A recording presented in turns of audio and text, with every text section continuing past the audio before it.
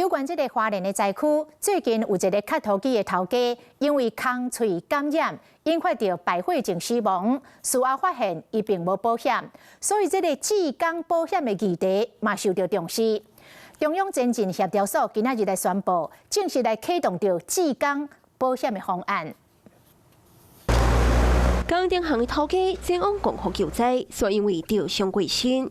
事后发现，头家出钱不时，竟然无投保，也和志工保险的议题受到关注。QR code 扫描的时候，我们也会用 GPS 的足迹来认定你是不是在灾区啊，然后我们可以来做一个加保的动作。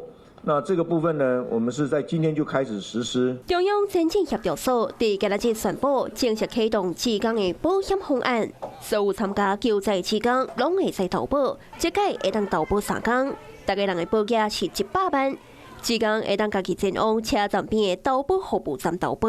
可以看到说，有一些灾害应变中心的人员呢，手是拿着 QR code 纸本的 QR code， 可以让你填写一些资料，政府这边呢就会帮你自动投保。那1天1元的保费也是由政府这边来分担。我觉得需要啊，原因是因为我们刚刚在活动中心的时候，就有一个年轻人，他直接做到一半就昏倒了，因为他来这边热情的付出，可是他不知道说他会担负的危险性，所以我觉得是需要。如果政府可以这样做，我觉得很好啊。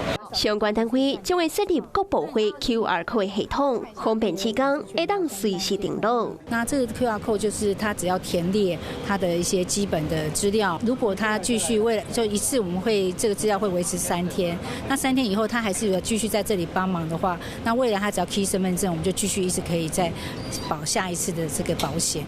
志工保险正式实施，也为岛屿灾区救灾的志工提供更加全面的保障。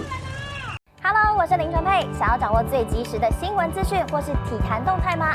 赶快按赞、订阅、开启小铃铛，锁定华视新闻的 YouTube 频道。